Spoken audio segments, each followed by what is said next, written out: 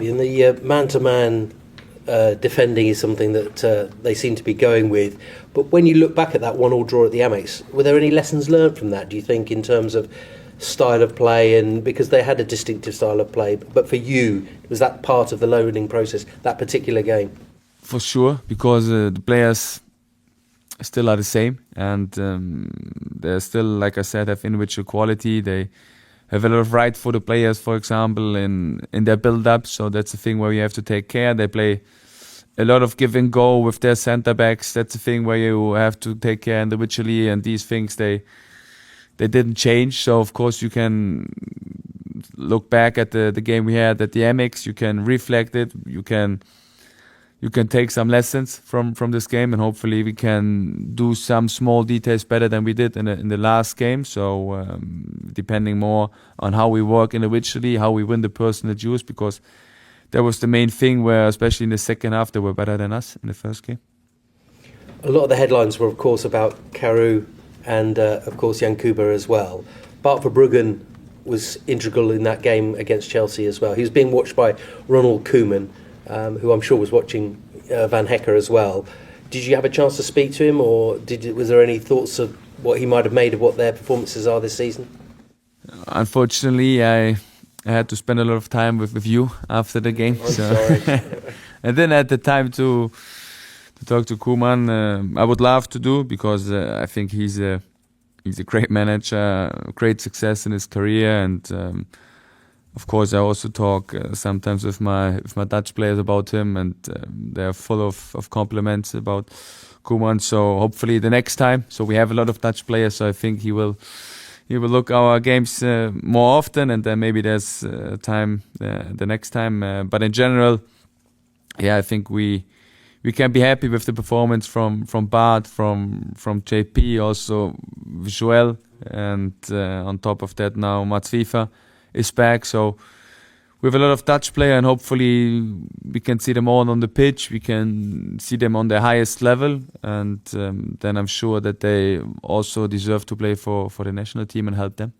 I know someone like Jack Hinchelwood obviously has dreams of playing for England as well. He's played under 21s football. Do you speak to the players about their international ambitions as well as their club ambitions when you're trying to motivate them? For sure. So I think it's always a big honor to play for their country, to represent the country, to represent the values. And therefore, always the players, when it comes to the international games, they're really looking forward to it. So it's also part of our discussions. It's part of our plans also, how we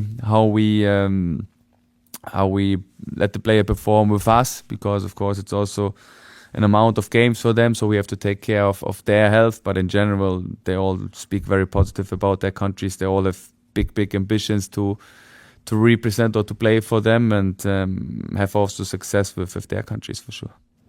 Just when you look at your victories in the Premier League this season, they all seem to have come in twos, like back-to-back wins. I'm sure you're hoping again for the same to be the case.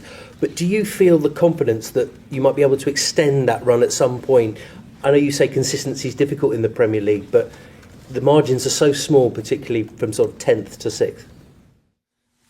Yeah, I think consistency, it's a word that goes with us through the whole season so far. And I think consistency you can't build overnight.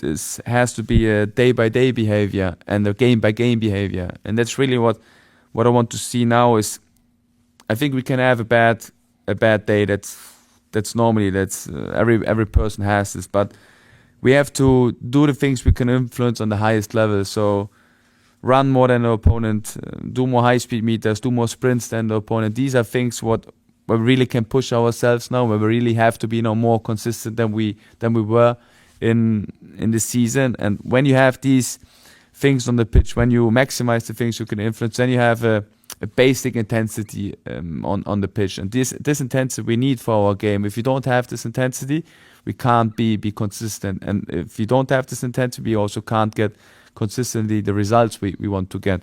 So therefore, that's the thing where we really try to focus on now, to get this day-by-day behavior, to get this intensity we get by the basic things, by running, by fighting, and then I'm sure we have the quality in in possession, that we can outplay your opponent no matter who we face. But the basic things have to be to maximize, and the basic things has to be like consistently good. And then we are a team what is difficult to beat. But therefore, we really have to push ourselves and us as a team.